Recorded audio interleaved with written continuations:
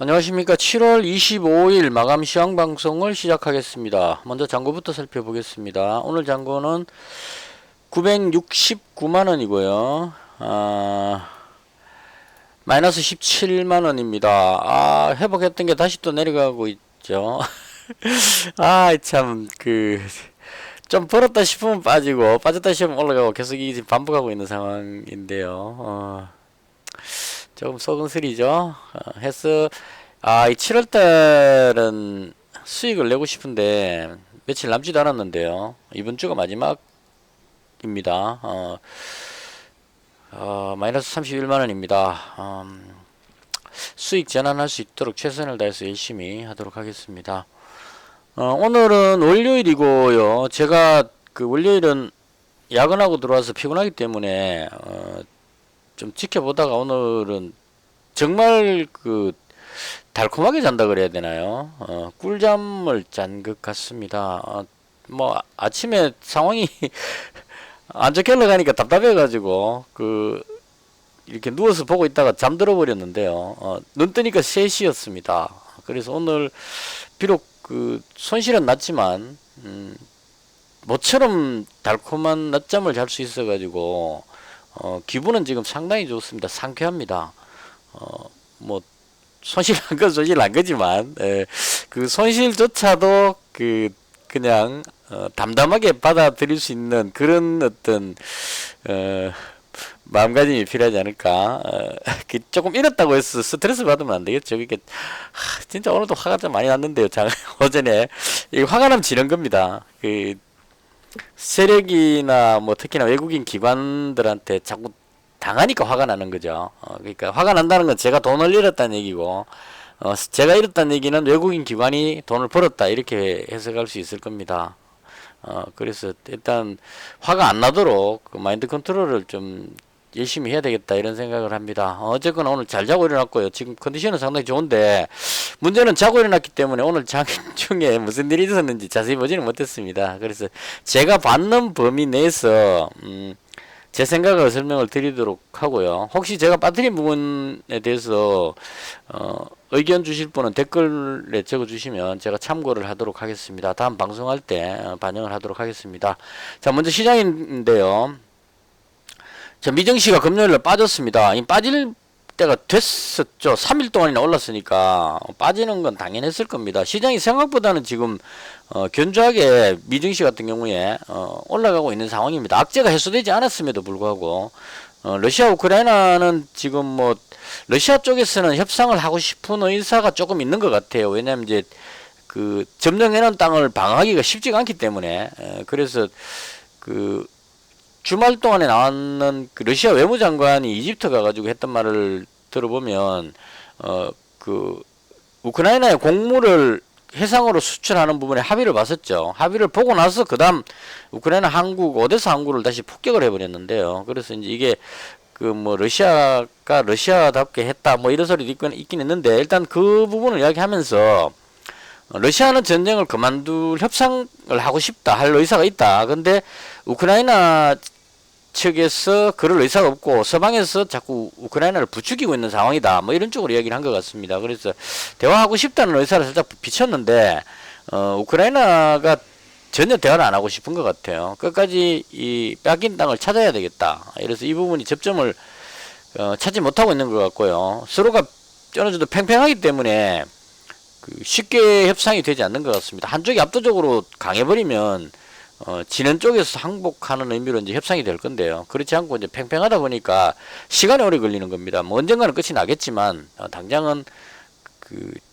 좀 왠지 협상하는 쪽으로 가는 듯 하면서도 선뜻 그게 잘 안 되고 있는 조금 아쉬운 상황 이런 정도로 보면 될 것 같습니다. 그리고 물가는 여전히 높고 연준에서 금리 인상을 할 것 같은 분위기도 그대로죠. 그래서 이 모든 것을 종합해 봤을 때 악재가 해소된 것은 아니다. 근데 그동안 너무 많이 빠졌기 때문에 악재가 이제 어느 정도 시장에서 반영이 다 돼버리다 보니까 좀 밀고 올라가는 위쪽으로 상승한 그런 흐름이 나오고 있는 건 맞는 것 같습니다. 최근에. 그래서 이 말이 좀 되게 긴데요. 결론적으로 그 미증시가 3일 동안 올랐기 때문에 조정받았다 이렇게 보면 될 것 같고요.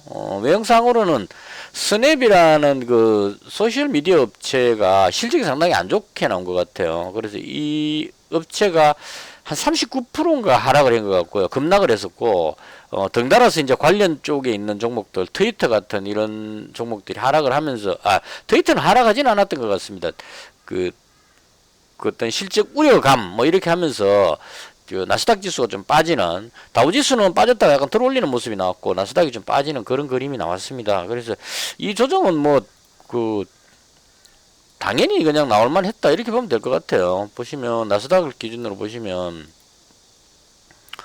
여기서부터 지금 계속 올라갔거든요. 하루 이틀 3일 올랐고 이제 한 번쯤 이제 눌러주는 그런 상황이고, 여기서 이제 그 탐색을 해야 되겠죠. 앞쪽에 이 매물대로 뚫고 위로 밀어 올릴 건지 아니면 좀 더 내려갔다 올지 이거는 이제 그 예측하기는 어려울 것 같습니다. 제 예측 범위는 벗어나 있고요. 지금 변수가 너무 복잡하기 때문에 이걸 내려간다 올라간다고 판단하는 거는 좀 잘 안 맞을 것 같습니다. 제가 뭐 여기서부터 계속 꼬였거든요. 여기서 안 빠질 줄 알았는데 이만큼 빠져버렸고 이제는 다시 들어올리고 있고, 그래서 방향은 잘 모르겠습니다. 예측이 어려울 제가 보는 범위에서는 오를지 내릴지 잘 모르겠고요. 일단 뭐 심각하게 한쪽으로 쏠림 현상이 나오지는 않는 것 같다. 뭐 그런 정도로 보면 될 것 같습니다. 그래서 오늘 저녁 미증시 지켜봐야 되겠죠. 그리고 미증시 올라가도 뭐 국내 증시가 별로 못 올라갔기 때문에 미증시 영향도 별로 없지 않나 하는 생각도 살짝은 듭니다. 그러니까 그 금요일날 미증시 하락했는데 코스닥 지수 보면 뭐 거의 별로 안 빠지고 그냥 그 보합선에서 마감을 했습니다. 이것도 이제 미증시 올라갈 때 못 올라갔으니까요. 미증시 빠진다고 내려가긴 다 그렇죠. 그러니까 그냥 또 그대로 또 횡보하는 그런 그림이 나왔습니다. 그래서 외국인은 여전히 코스닥을 누르는 그런 상황인 것 같고요. 그래서 방향은 이럴 때는 참 좀 난감합니다. 올라갈지 내려갈지 잘 모르겠는 이런 상황. 그렇다 이렇게 보면 될 것 같습니다. 그 다음 오늘 장중에 특징주 먼저 말씀을 드릴게요. 오늘 특징주는 그 비덴트 상한가 들어갔습니다. 이거 주말에 뉴스 나왔는데요. 미국 FTX라는 그 회사가 뭐 하는 회사인데 하여튼 돈 많이 벌었는 그 사람이 그 국내 가상화폐 거래소죠. 빗썸 인수를 추진한다 이런 뉴스가 있었습니다. 그러니까 추진 중이다 이런 정도. 그래서 이 관련주로 이제 비덴트가 상한가 들어갔습니다. 아마도 이거 빗썸의 그 어떤 최대 주주인지 뭔지 모르겠 여튼간 빗썸하고 관계되는 건 비덴트가 맞을 겁니다. 다른 것도 따라 올라가려고 지금 비덴트가 올라가니까 그 우리 기술 투자하고 뭐 에이트렘 인베스트하고 이런 애들 따라 올라가려고 시도했는데 얘들은 그 두나무하고 뭐 어쩌고 이렇게 돼 있을 거예요. 우리 기술 투자는. 어쨌거나 비덴트가 그 대장인 것 같고요. 그러니까 매각 기대감 이렇게 돼서 상한가 들어갔다 이렇게 보면 될 것 같습니다. 그래서 이 재료는 좋은 것 같은데 이 뭐 상한가 들어간 거 따라 들어가기도 좀 어렵고, 뭐 이렇게 올라가는 이 그림은 제가 따라 들어갈 수 있는 범위 밖입니다. 일단 그 모험해가지고 상한가 따라잡기 할 수도 있긴 있겠지만 이게 상한가 풀렸다가 들어갔다 이렇게 하기 때문에 이것도 뭐 강력한 상한가는 아니거든요. 그래서 들어갈 수는 없었고 구경만 했습니다. 이거 뭐 아침에 잡는다는 것도 벌써 하면 뭐 20몇 프로 떠서 그냥 상한가 들어가 붙는데 제 입장에서 못 들어가죠. 일단 그래서 그랬다 이 정도로 한번 보면 될 것 같고요. 그 다음 자동차 관련주들이 그 지난주에 현대차가 실적이 괜찮고 어쩌고저쩌고 뉴스 나왔습니다. 그래서 현대차가 올라갔는데, 그래서 오늘 자동차 관련주를 사실은 아침에 좀 노려봤었어요. 쭉 보다가 제일 강했던 게 성화이텍인데 이거 그 여기서 여기서 잡으려고 시도하다가 줄 꺼놓고 이제 요렇게 여기서 요렇게 오면 이제 딱 잡아볼까 싶었는데 요렇게 기다리고 있으면 또 여기 안 오죠. 또 보통 요렇게 올라가 버렸습니다. 그리고 요거 놓쳐버렸고요. 그래서 하이테크 놓쳐버려가지고 이제 그 다음으로 뭐가 좋을까 싶어서 이제 보다가 그 화신이라는 종목 요것도 눌러놨으니까요. 며칠 동안 눌러놨으니까 오늘 또 들어올리죠. 이게 요런 거 보면 참 그 세력들이 잘하죠. 그러니까 올라갈 것 같을 때 들어가면 누르고요.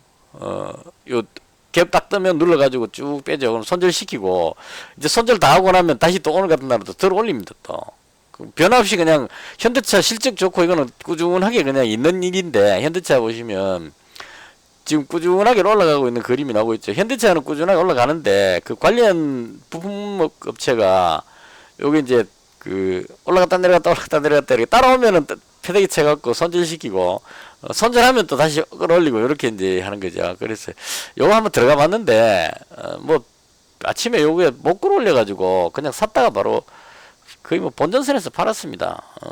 화신을 오늘 했는 게 제가 그거였거든요. 9,860원에 샀다가 9,860원이니까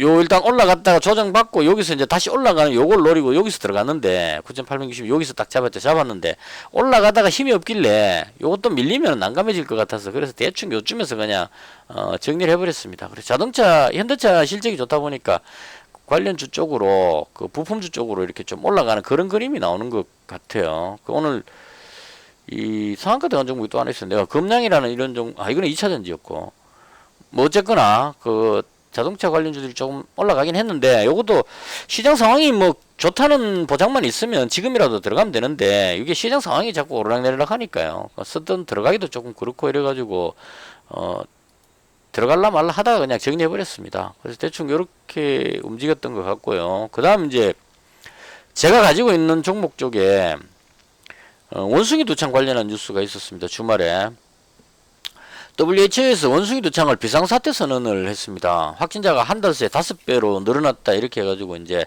이건 상당히 심각한 상황이다라고 WHO에서 그렇게 판단을 했는데요.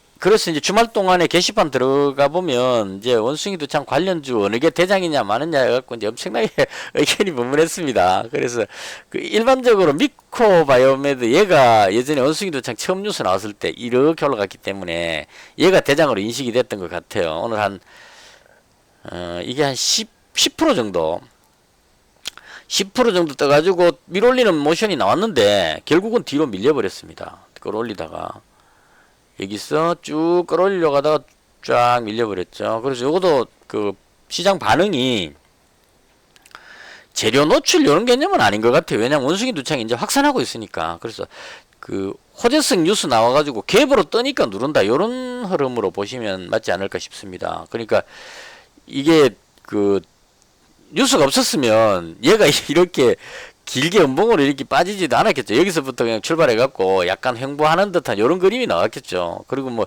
장중에 그런 뉴스가 나왔다면 쫙 끌어올렸을 겁니다. 근데 거꾸로 주말 동안 뉴스 나오니까 갭으로 뜨니까 이제 이 세력들이 요게 또 기회다 이래가지고 이제 엄청나게 패대기를 쳐가지고 누르죠. 좀 이거 호재성 뉴스 터지면 시간에 그래서 상한가 들어간 종목이나 급등했는 종목 그 다음날 가면 갭으로 띄워놓고 누르죠. 딱 그런 그림이 나오는 겁니다. 갭으로 뜨고 그 다음에 쭉 계속 누르면 여기에서 미코가 원숭이 두창 대장이구나 그러고 이제 WHO에서 비상사태 선언했으니까 호재다 이러고 이제 여기에 엄청나게 많은 사람들이 아침에 몰려왔겠죠. 많이 들어왔는데 밀어버리니까 이제 손절 타임이 됐을 겁니다. 아마 이렇게 밀면 이제 여기서부터 눈치 빠른 사람이 이제 정리를 할 거고요.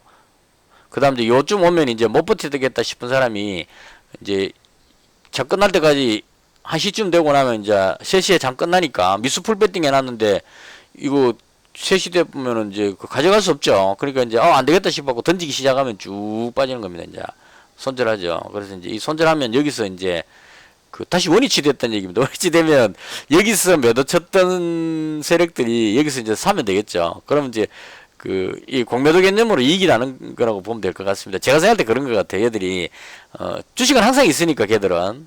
증권사나 이런 애들은 주식을 항상 보유하고 있기 때문에 어떻게든 공매도가 되든 안 되든 관계없이 공매도 방식이 가능할 겁니다. 가지고 있는 거 다 던져보고 쭉 빼고 나서 밑에서 다시 사면 되죠. 그럼 가지고 있는 주식 숫자는 똑같은데 여기서 팔고 여기서 다시 샀으니까 결과적으로는 주식 수는 똑같은데 이만큼 이익 실현했다 10% 먹었다 이렇게 될 겁니다 아마. 그래서 그런 어떤 흐름으로 이런 흐름이 자꾸 나오는 것 같은데요. 이게 이제 국내 증시의 어떤 한계치 같은 그런 느낌이 들긴 합니다. 어쩔 수 없다고 생각합니다. 제가 생각할 때는 이걸 뭐 매도 칠 수 있는 사람의 재량이죠. 그러니까 일반 저 같은 개인 투자자는 밑에서 잡아서 올라가기를 기다릴 수밖에 없는데 세력들이나 뭐 증권사 이런 쪽은 가지고 있는 주식들이 있으니까 먼저 팔아놓고 뒤에서 다시 사서 역으로 이렇게 수익 낼 수도 있다. 이렇게 볼 수 있을 것 같습니다. 이게 재료가 끝난 게 아니기 때문에 이렇게 하고 나면 오늘 한 10% 먹고 그대로 똑같이 가지고 있는 상황이 돼버릴 겁니다. 아마.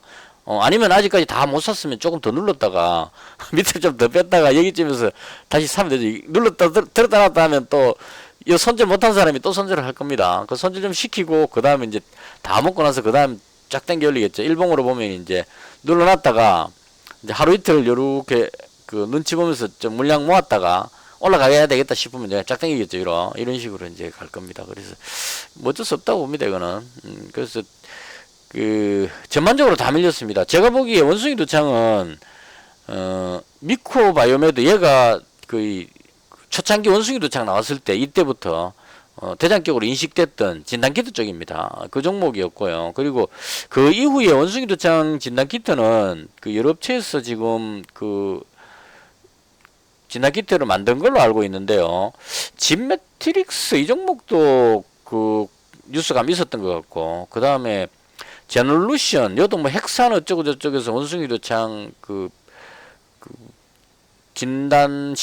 진단시약일 겁니다. 여기는 진단시약 개발 완료됐다 이런 뉴스 있었고, 그 다음에 그 엑세스바이오도 자회사가 그 원숭이 두창 백신 있었던 것 같습니다. 휴마시스는 개발 중이라는 식으로 어떤 나왔었던 것 같고요. 시젠도 개발된 걸로 알고 있고, 근데 이 이제 그 진단키트 업체가 시젠 같은 이런 회사가 진단키트를 원숭이 두창 진단키트를 개발했더라도 많이 못 오르는 거는 아마도 이게 그렇게 아직까지 수요가 많지 않기 때문에요. 지금 뭐 전 세계적으로 16,000명 나왔기 때문에 검사 이거 뭐 10,000명, 20,000명 이거 가지고는 그 키트 수익이 얼마 안 되죠. 워낙 회사 규모가 크니까 뭐 몇십만 명 혹은 뭐 전 세계적으로 한 20-30만 명 이상 나왔을 때 이제 수익이 나오는 거니까요. 그래서 기대감으로 떴는데 눌렀다 이렇게 보면 될 것 같습니다. 그래서 대장격인 미코바이오메드 뒤로 밀어버렸고, 그다음 제가 가지고 있던 게 이제 HK 이노엔이었는데 얘는 그 천연두 백신 가지고 있는 회사고 원숭이 두창 백신 개발 쪽으로 기대감으로 제가 가지고 있었는데요. 이것도 마찬가지로 뜨니까 또 눌러버렸습니다. 오늘 이거 작정하고 그냥 5분봉인데요. 작정하고 눌렀습니다. 쫙 눌러 시원하게 빼버렸습니다. 그래서 이렇게 누를 때는 그 답이 없다고 봅니다. 그 팔겠다는데 가지고 있던 사람이 이게 지금 주봉을 한번 볼까요? 처음에 이거 상장했을 때 6만원대였네요. 6만원대에서 상장했다가, 그 다음 쭉 밀려가지고 지금 거의 뭐, 한 4만원대까지, 거의 37,000원이니까 반토막 났네요. 최고치 8만 찍었으니까 4만원이 반토막이라고 보면 되겠죠. 반토막까지 밀렸다가 이제 여기가 바닥이라고 생각하고 신규 주니까 많이 안 됐죠. 지금 한 1년 반 정도 됐나요? 그게 바닥이다 생각하니까 여기서 이제 매수가 들어와가지고 바닥을 다지고 있는 그런 흐름이고, 오늘 같은 날 뜨니까 이제 그 또 물량을 패대기 쳐갖고 눌러버린 거죠. 그래서 아무 뉴스가 없었다면 아마 얘가 이렇게 비참하게 연봉이 나오진 않았을 겁니다. 그냥 횡보하는 정도였을 건데, 뉴스 뜨니까 그냥 그 매수 들어온다 싶으니까 그냥 확 패대기 쳐갖고 쭉 빼버렸습니다. 그래서 요런 것들로 해서 제가 손실이 생겼다 이걸 말씀드리려고. 그래서 결과적으로 이제 제가 가지고 있는 종목 설명드리고 마무리하도록 하겠습니다.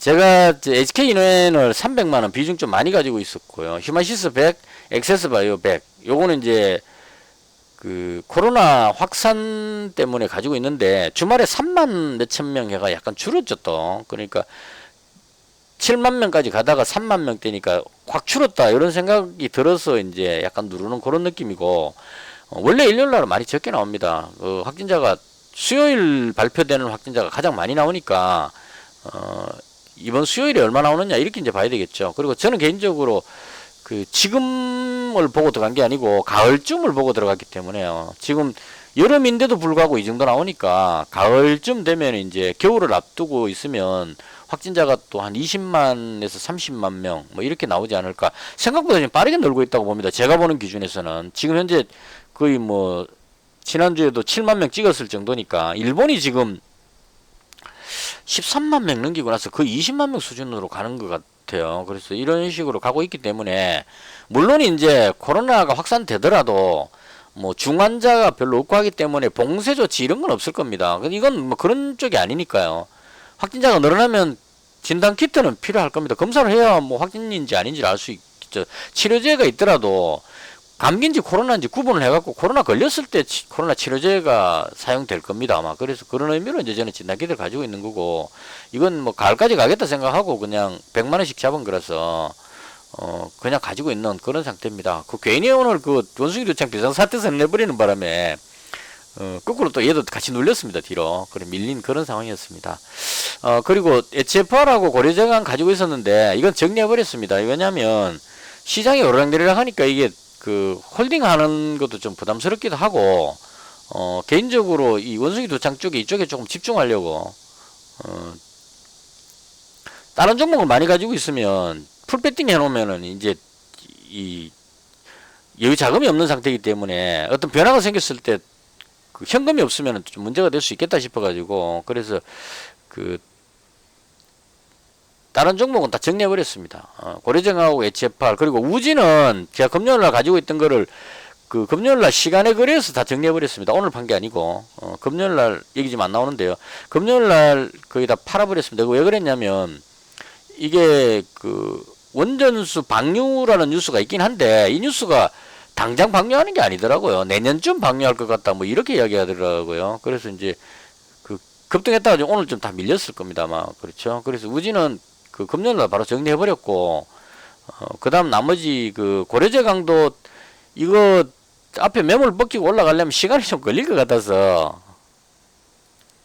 거래량도 얼마 없는데 이거 뚫고 올라가려면은 뭐 시장이 확 그냥 반등을 하거나 아니면 그 실적 발표 같은 게 나와가지고 호재성 뉴스가 나와야 이제 올라갈 것 같더라고요. 근데 이건 알 수 없는 부분이니까. 그래서 일단은 정리해버렸고, HFR도 나빠서 정리했다기보다는 이것도 뭐 그 움직임이 너무 좀 느리니까요. 그리고 5G 관련주들이 오늘 좀 전체적으로 조금 밀리는 느낌이었습니다. 그래서 그냥 그냥 팔아버렸습니다. 뭐 손절이 아니고 이건 그냥 그대로 팔아버렸습니다. 팔고 정리를 했고, 그다음 오늘 한 종목 더 잡았는데 이 제너루션 이게 진단 시약 개발 완료 뭐 이 뉴스 나오길래, 원숭이 도착 뉴스 나왔길래 얘가 좀 적합하겠다 싶어가지고 얘를 200만원 잡았다가 100만원치 손절하고 100만원 남겨놨습니다. 지금 현재 괜히 200만원 잡아가지고요. 참 욕심부리다고 200만원 잡았다가 100만원 그러니까 100만원 잡고 100만원 잡았다가 100만원 손절하고 100만원 현재 남겨놓은 상태. 대충 오늘 매매를 그렇게 했습니다. 그렇게 해서 이제 지금 포진하고 있는 게 코로나 두 종목, 그 다음 원숭이 두창 두 종목, 요런 정도로 가지고 있습니다. 그래서 지금 요렇게 가지고 있으면 시장이 이제 급등해버리면 좀 난감해집니다, 제가. 왜냐면 남들 다 수익 나는데 저 혼자 수익이 안 나는 그런 현상이 생길 수 있습니다. 근데 시장이 좀 혼란스러우니까 요쪽에다가 그냥 한번 요 뭐 휴마시스 엑세스 바이오는 어차피 휴마시스는 2만원 돌파할 때 요때쯤 매수해가지고 지금 아직 약간 한 3% 정도 플러스 나 있는 상태인데, 요건 뭐 조정 받더라도 100만원 치니까 그대로 계속 홀딩할 생각입니다. 그리고 엑세스 바이오는 제 생각과 다르게 많이 빠집니다. 지금 이상하게 뒤로 계속 밀어버리는데요. 이게 2분기 실적 쪽에 우려감 이런 게 있는 것 같기도 하고, 뭐 내려가는 거 어쩔 수 없죠. 이건 한 지금 11%나 손실 나 있는데 요 두 개를 샜더라고 보고 있기 때문에 제가 그냥 가지고 있는 상태입니다. 그래서 엑세스 바이오는 또 뭐 원숭이 도창도 관계가 되는 것 같고, 그래서 가지고 있는 상태고요. 그 다음 HK이노엔 300만원 있고 제놀루션 100만원 요렇게 해서 지금 현재 한 600만원 정도, 그래도 비중이 상당히 좀 많은 편입니다. 600만원 정도 보유를 하고 있는 그런 상태입니다. 대충 이렇게 해서 제가 했던 부분에 대한 설명을 모두 마치고요. 여기까지입니다. 방송은 여기까지 보시고 방송을 끄시면 되겠습니다. 자, 그 다음 이제 어제 금요일날 영상에 또 댓글 주셨는데요. 저한테 댓글로 문의를 많이 해주시는 분인데 이거는 뭐 논쟁을 하겠다는 뜻이 아니고, 그 문의 주신 부분에 대한 그 답변을 하면서 저도 조금 확실하게 정리되지 않았던 부분들에 대한 생각 정리도 좀 되는 것 같고, 문의 주신 부분에 대한 어떤 토론의 의미도 약간 있는 것 같고요. 그래서 이 대화를 통해 가지고 어떤 답변을 통해서 실시간으로 대화하면은 가장 좋긴 하겠지만, 토론이 되겠지만 그건 어렵더라도 제가 방송에서 말씀드리고 댓글에 의견 주시고 이런 식으로 해서 어떤 그 서로의 의견을 교환하는 그런 차원으로 말씀을 드리도록 하겠습니다. 잠깐만요. 그 댓글을 띄워갖고 하겠습니다. 잠시 정지하고요. 예. 제가 그 댓글을 캡처해가지고 지금 띄웠습니다. 그냥, 제가 느낌대로 그냥 제 생각을 말씀을 드릴게요. 항상 뉴스와 실적을 언급하면서 동시에 세력을 언급해서 궁금증이 생겼다고 하셨습니다. 세력은 실적을 미리 알고 있는 대량의 자금이 있는 집단이고 뉴스와 찌라시를 만듭니다. 여기까지 어느 정도 저도 공감을 합니다. 실적을 미리 알고 약간은 앞서서 알고 있다 이렇게 보면 될 것 같고 대량의 자금이 있고 뉴스와 찌라시 만든다는 거 이거 뭐 어쩔 수 없죠. 이 세력이 그러니까 미리 주가를 컨트롤한다고 생각합니다. 저도. 근데 아재님은 5분봉 차트를 보고 매수매도하고 잔파동에 일일비하시는 모습에서 의함을 가진다고 말씀하셨어요. 차트 흐름을 보고 매매를 하시고 세력이 새로운 정보와 실적을 미리 다 알고 있다는 걸 생각하면 제가 하는 게 매매하는 게 모순이 있다고 보여진다. 이제 이렇게 말씀하신 이유가 코스트라니 그 매매하고 좀 다르게 보인다 이렇게 이야기를 하신 것 같습니다. 코스트라니 그 책을 읽어보신 분인 것 같습니다. 제가 보기에. 그래서 그렇죠.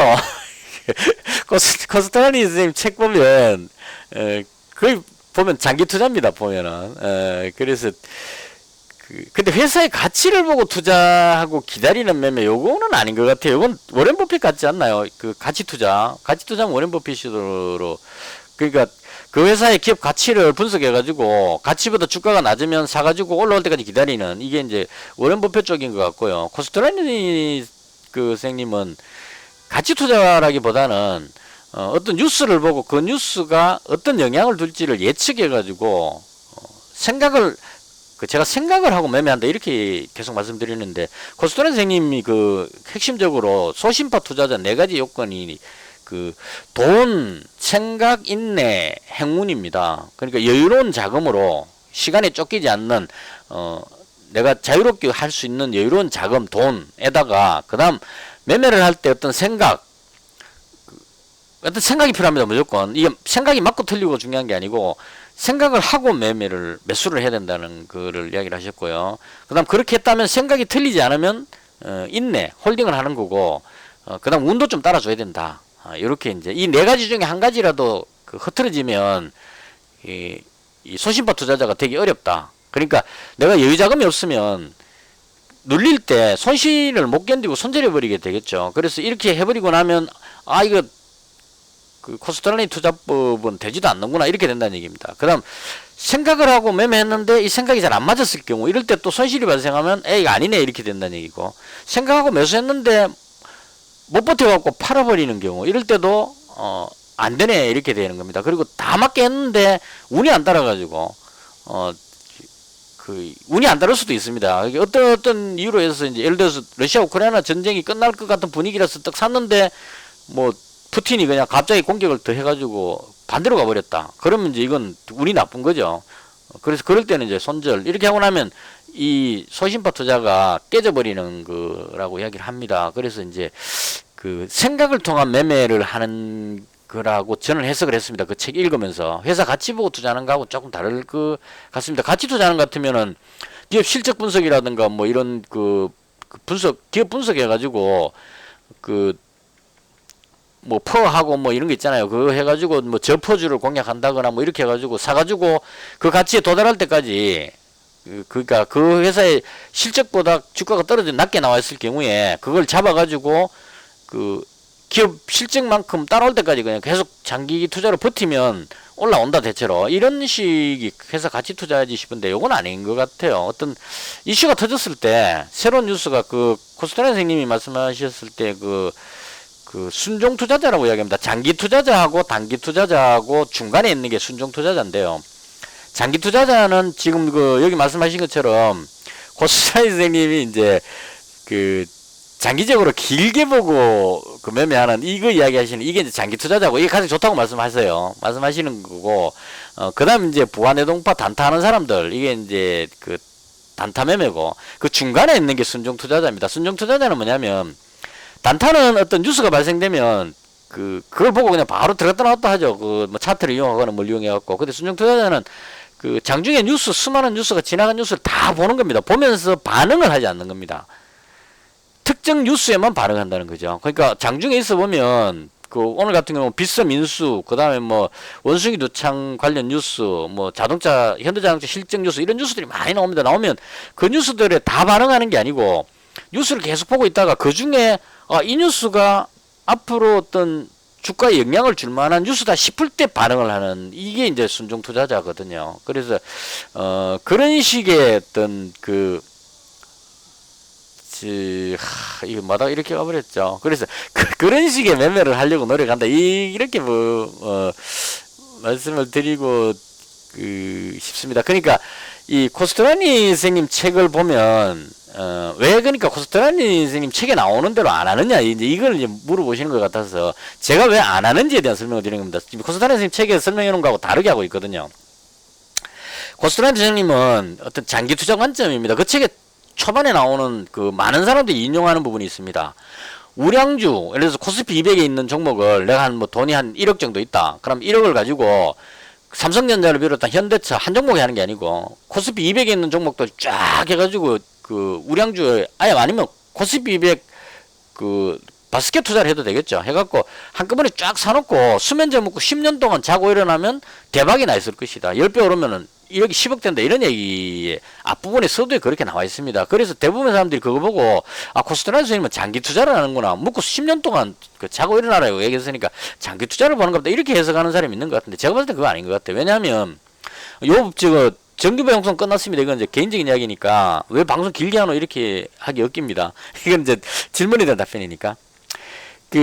코스트라니 선생님이 그 얘기를 하셨던 그 시점은 냉전이 끝났던 시점입니다. 러시아하고 미국이 냉전으로 막 3차 대전 일어날 것처럼 하고 있다가 거기에서 이제 타협이 됐었죠. 그러니까 코스트라니 선생님도 그때 손실 좀 봤던 게 전쟁이 일어날 줄 알고 가죽에다가 투자하고 했다가 전쟁이 갑자기 화해 모드로 바뀌어버리는 바람에 전쟁 나면 가죽 구두를 신어야 되니까 군화 만들어야 되니까 뭐 이런 식입니다. 했는데 손실을 조금 뭐 깃털 하나를 날렸다 이렇게 표현해놨어요. 그래서 그 시점이 냉전이 끝나는 시점입니다. 그래서 전쟁이 끝나서 평화가 오면 주가는 올라간다 이 개념을 보니까 그렇게 봤을 때 코스트라니 선생님이 책을 쓰신 그 시점이 앞으로 주가는 내 죽더라도 한 10년 동안은 계속 상승할 거다. 경제가 발전할 것이다. 전쟁 끝났으니까 올라간다. 이런 개념으로 이제 사놓고 수면제 먹고 자라 이렇게 이제 표현하신 거고 지금 그게 그대로 적용될 수가 없습니다. 왜냐하면 지금 가지고 있는 돈 1억이 있다면 1억 풀베팅 해놓고 10년 동안 자고 일어나면 경제가 좋아진다는 보장이 없다는 겁니다. 제가 봤을 때는 지금 이 상황이 러시아하고의 전쟁도 끝나지 않은 상황이고 그리고 돈을 너무 많이 풀어놨다는 것도 있고 지금 코로나 이런 것들로 해서 이 악재들이 전 세계적으로 악재들이 어떻게든 해결이 돼야 되는데 쉽지 않다는 겁니다. 원숭이 두창도 지금 또 창궐 하고 있고 이렇게 되기 때문에 일단 전쟁이라는 요소가 끝나지 않았다는 이것도 악재 부분이고요. 이게 전쟁이 더 확전될 수도 있습니다. 유럽 쪽으로. 그 다음 코로나 때문에 엄청나게 돈을 풀었습니다. 그건 다 손실이라는 얘기죠.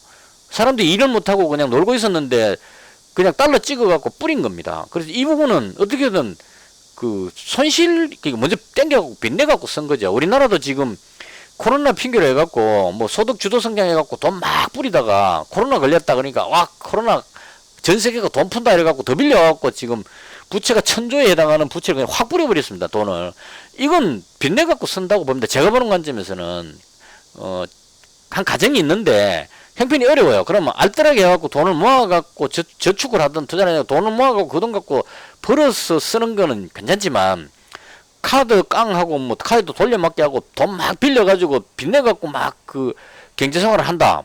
언젠가는 갚아야 되잖아요. 그러다가 이제 부도날 수도 있는 그런 상황입니다. 개인 파산이 될 수도 있다는 얘기입니다. 그래서 지금 현재 경제가 세계 경제가 상승 국면으로 가느냐 하락 국면으로 가느냐 이걸 판단하고 10년 투자를 할지 단기를 할지 그걸 판단해야 된다 그렇게 봅니다. 그래서 제가 봤을 때는 지금 현 위치가 뭐 10년 자고 일어나면 10년 뒤에 증시가 급등해 있을 것 같지는 않습니다. 그래서 그런 장기 투자로 가는 것은 좀 위험도가 있다 이렇게 보는 거고요. 그 다음 코스트라니 선생님 책에 써놓은 거 보면 대체로 길게 투자하는 거 장기 투자 관점으로 써놨습니다. 근데 제가 그렇게 하지 않는 이유는 투자금이 1,000만 원 가지고 장기 투자를 한다는 게 1,000만 원 묻어놓고 10년 뒤에 열어봤을 때 2배 오르면 2,000만 원이라는 얘기죠.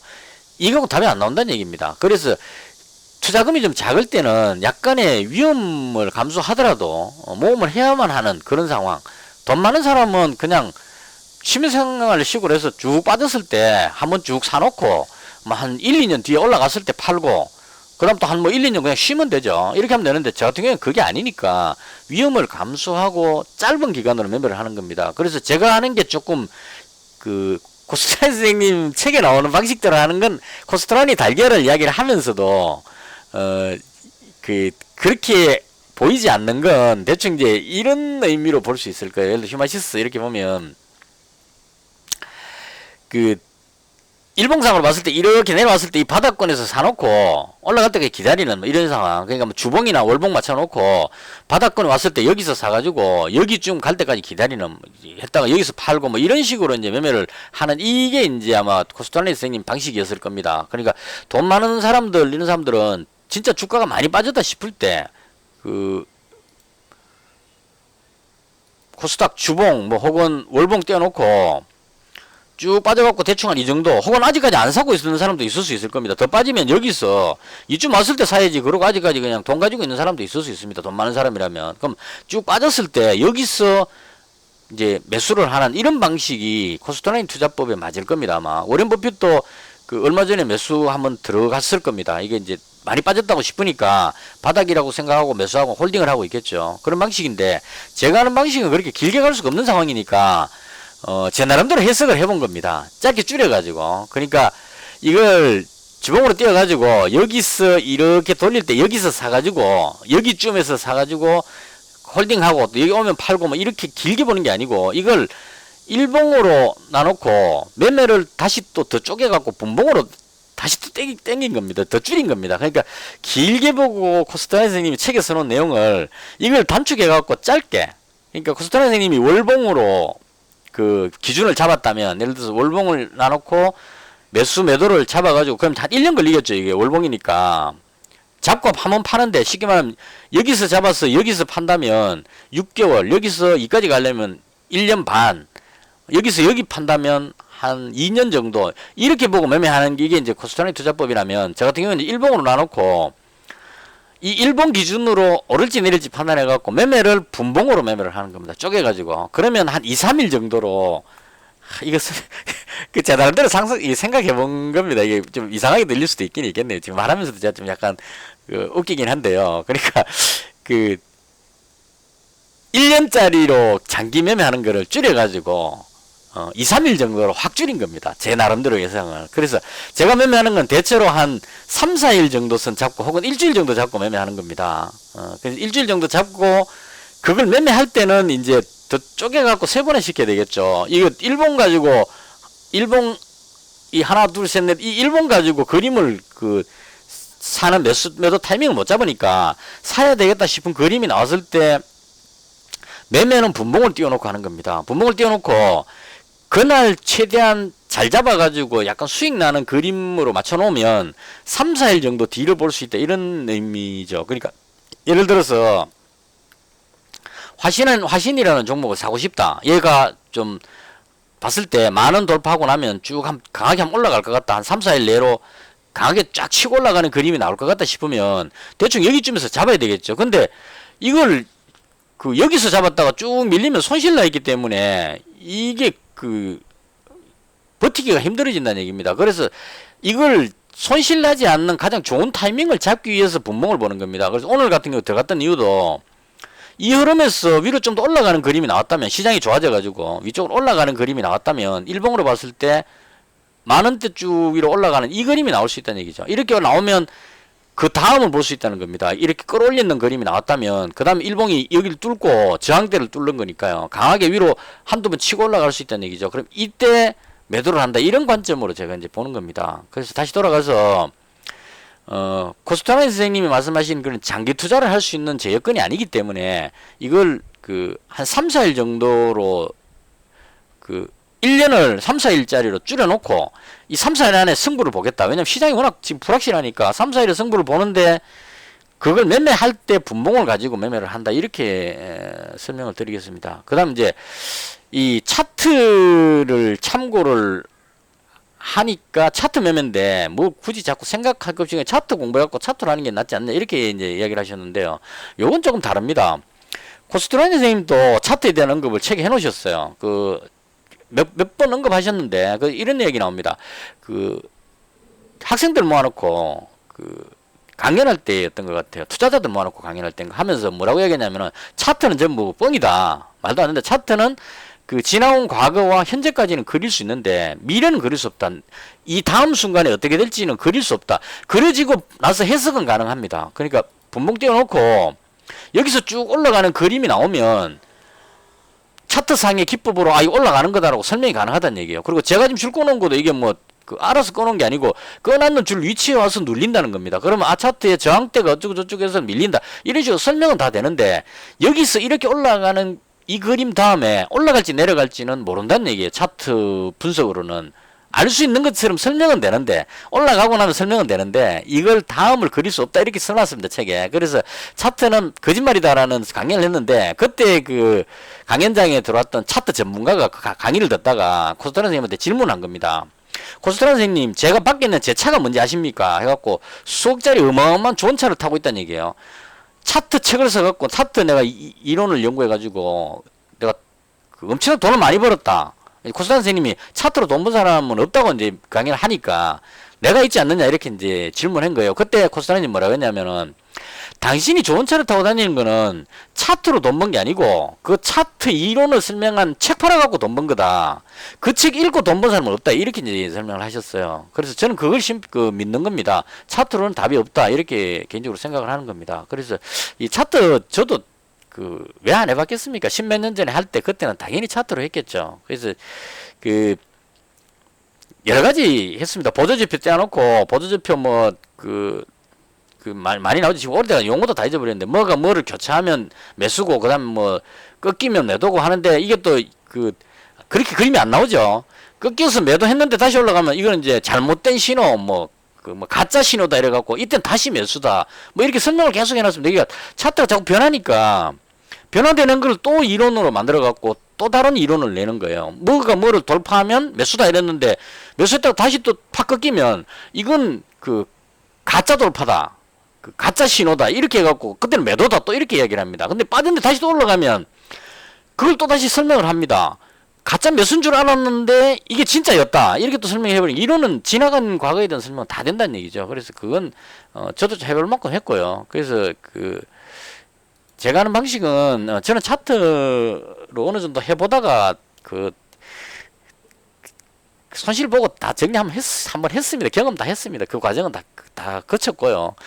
그리고 포기했다가 그다음 우연히 도서관에 들어가서 코스트라인 선생님 책 보다가 이거다 하는 생각이 들어서 그래서 이제 책 한 20번 정도 지금 하면 한 25번 정도 될 것 같아요. 이제 방송할 때까지 하면서도 책을 또 봤기 때문에 제가 만들어 놓은 영상이 있죠. 그렇게 했기 때문에 이 차트하고는 좀 다른 방식으로 하고 있습니다. 그래서 이걸 차트 공부해갖고 해보는 게 어떻겠냐는 이 질문은 조금 모순적인 게요. 차트로 돈 버는 사람들은 이제 많습니다. 지금 한경왕후의 전문가들 나온 사람 전부 차트 전문가들이잖아요. 그 사람들 계속 돈 법니다. 지금 아마 수백억 벌었을 거예요, 아마. 그래서 엄청나게 돈 버는 사람들이 많으니까요. 그런 분들 참고하시면 돼요. 차트로 하실 분들은. 근데 해보면, 아까 코스트라인 선생님 말씀하신 그거하고 비슷할 겁니다, 아마. 그 사람은 돈을 법니다. 항상 방송에 돈 번 것처럼 보여주지는 않았겠지만 하여튼 돈 법니다. 항상 여기 저점에서 샀고 저고점에서 팔았기 때문에 방송 보면 다 항상 수익이 나 있죠. 엄청나게 돈을 많이 벌었습니다. 근데 그거 따라하는 사람들 다 손실 보고 있다는 얘기죠, 지금. 그래서 이건 한번 생각해 보셔야 된다. 이렇게 말씀드리고요. 그 다음, 끝으로, 코스트라인 선생님이 장기 투자 이렇게 이야기하시는데, 이것도 약간 생각해 봐야 될 게, 코스트라인 선생님이 처음부터 장기 투자를 하고 돈 번 건 아니라는 거죠.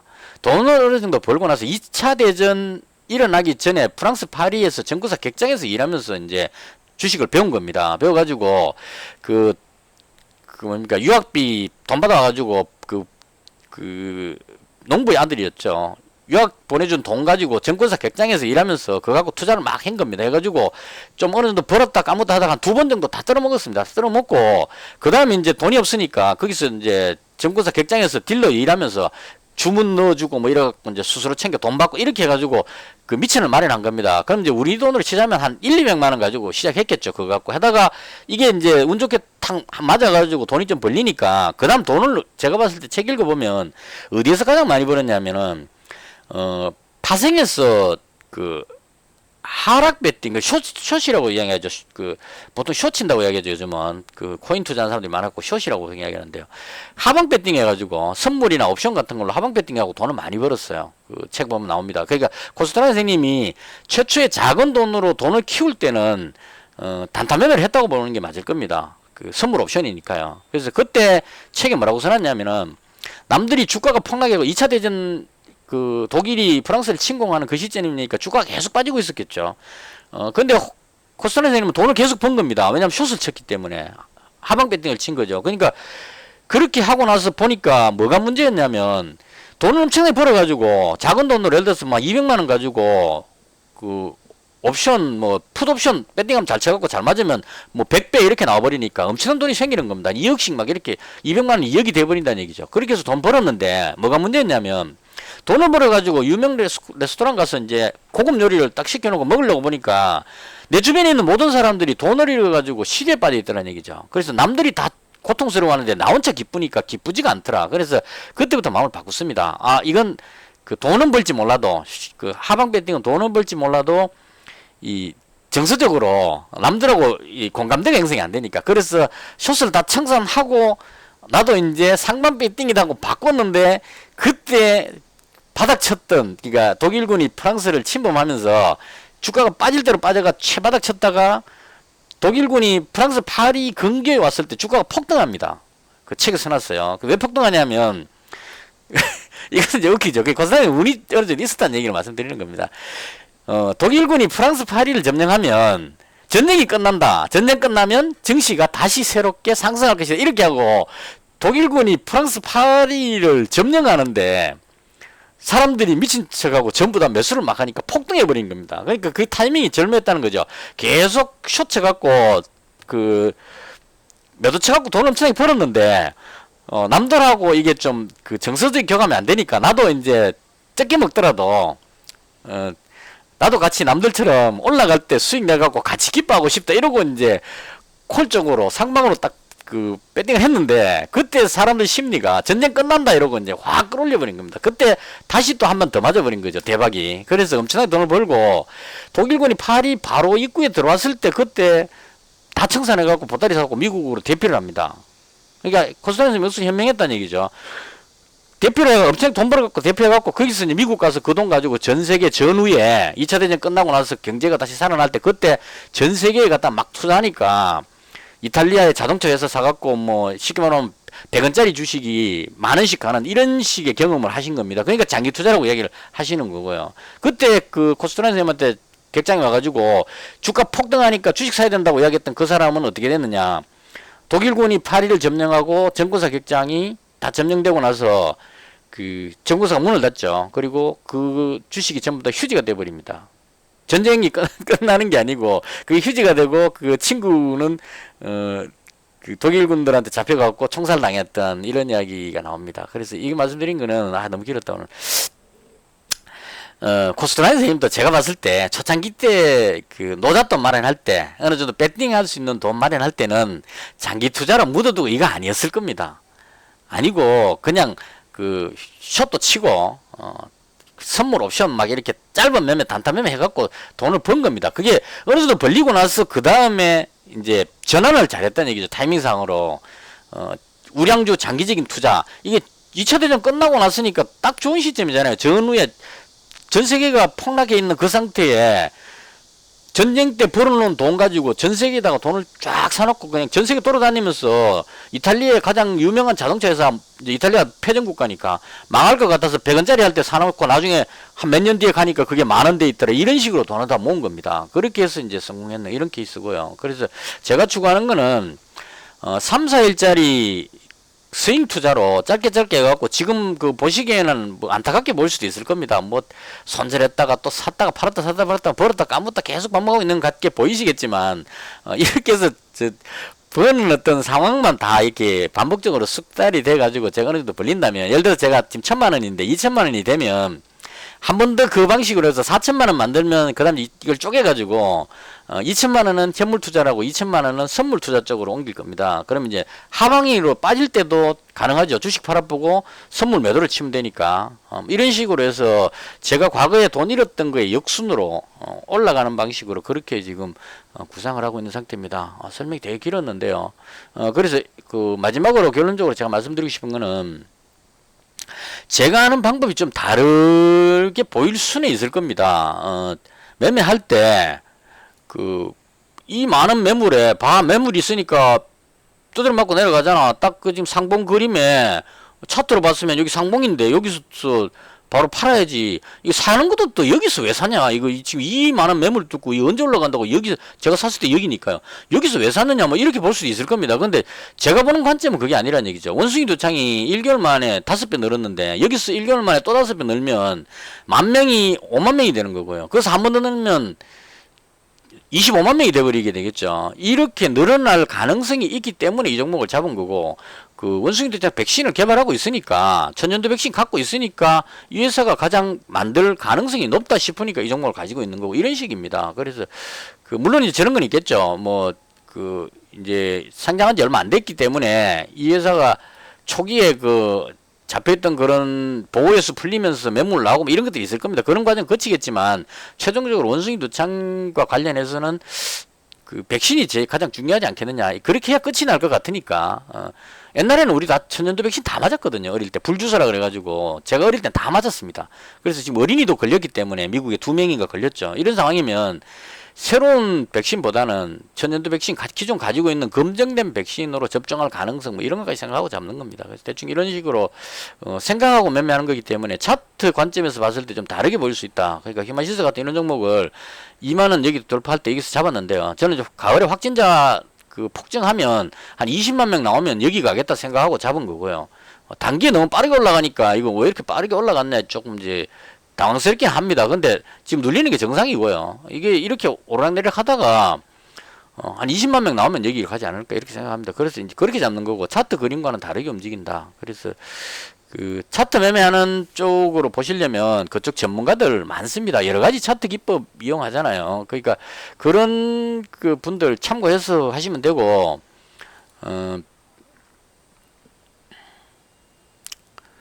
또 저는 저 나름대로 또 방식으로 하니까 제 건 또 제 나름대로 참고하시고 그렇게 하시면 될 것 같습니다. 설명이 되게 좀 길었는데요. 혹시 또 다른 질문 있으시면 댓글 주시면 제가 다음 방송 때 설명드리도록 하겠습니다.